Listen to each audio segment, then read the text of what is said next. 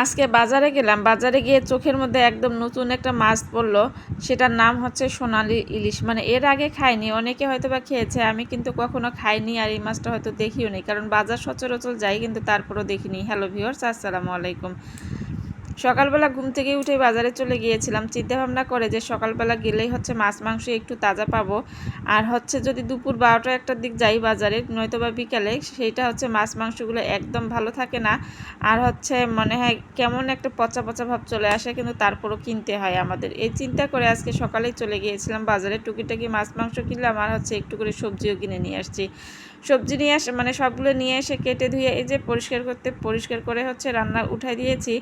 হচ্ছে এগুলো হচ্ছে সোনালী ইলিশ। আমি কিন্তু এর আগে কখনো খাইনি, মানে খাইনি বলতে চোখেও দেখিনি। তো আবার যেই দোকানে কিনেছিলাম তাকে জিজ্ঞেস করেছিলাম, ভাই এগুলো কী মাছ? সে বলে যে সোনালী ইলিশ। আপা আপনি মনে হয় খাননি। আমি কে হ্যাঁ, আমি তো খাইনি, কখনো চোখেও দেখিনি। সবসময় তো রূপালী ইলিশ খেয়ে খেয়ে অভ্যস্ত, কিন্তু সোনালী ইলিশ তো এর আগে আমি বাজারে যাই সচরাচর হয়তো বা চোখে পড়েনি, না দেখার হয়তো বা ভান করে চলে আসছিলাম। আচ্ছা যাই হোক, ইলিশ মাছ কিনতে গেলাম, তবে আরেকটা ইলিশ নিয়ে চলে আসলাম।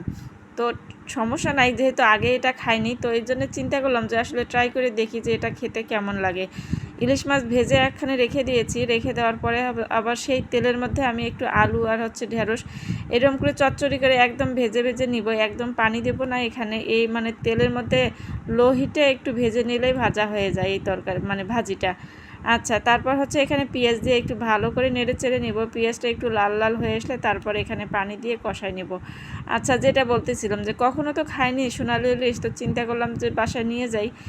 আচ্ছা, কিনে নিয়ে আসলাম, পুরোপুরি 1 কেজি কিনেছিলাম। মাছগুলো খুব একটা যে বড় সেটা না, আবার একেবারে যে ছোট সেটাও ছিল না, মানে মিডিয়াম সাইজের মাছগুলো ছিল। তো মাছগুলো নিয়ে এসে কেটে ধুয়ে আবার একটু করে নিয়ে রান্না করতেছিলাম। আর এই যে সবগুলো মশলা এখানে কেটে আমি মানে কষায় নিয়েছি। কষায় নেওয়ার পরে হচ্ছে এই যে বেগুন দিয়েছি। বেগুন চিন্তা করলাম যে একটু বেগুন দেই, দেখি তো কেমন লাগে এই ইলিশের মধ্যে।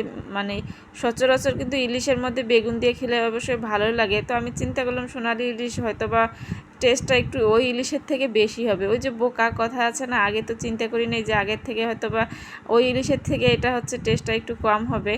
আচ্ছা, তারপর হচ্ছে যেই মানে খেয়ে দেখলাম, রান্না করে খেয়ে দেখার পরে হচ্ছে যা বুঝলাম যে আসলে ওই ইলিশের টেস্ট আর এই ইলিশের টেস্ট কিন্তু এক না, অনেকটা গন্ধরও কম বেশি আছে। ওই ইলিশ হচ্ছে আপনার একটা ঘ্রাণ অনেক সুন্দর আসে, কিন্তু এইটার হচ্ছে কোনো রকমের কোনো ঘ্রাণ নাই, সেরকম খেতে এতটা ইলিশের মতো লাগে না।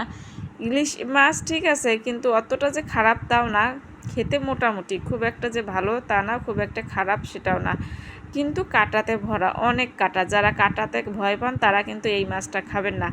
হচ্ছে তারপরও হচ্ছে খেয়ে নিলাম, কি আর করার, নতুন মাছ নিয়ে আসছি, তবে ট্রাই করে দেখলাম, এর পরবর্তীতে আর কিনবো না।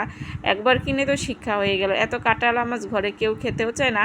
আর হচ্ছে খুব যে একটা টেস্ট তাও না, দাম কম হলে হবে কি, ওই যে কথাই আছে না যে সস্তাতে বস্তা ভরা, সেই হচ্ছে অবস্থা। তো একবার বস্তা ভরেই দেখলাম, দেখি কি অবস্থা হয়। তো যাই হোক, ভালোই ছিল। আজকের ভিডিও এই পর্যন্ত। সবাই ভালো থাকবেন, সুস্থ থাকবেন, আমার জন্য দোয়া করবেন। আল্লাহ হাফেজ।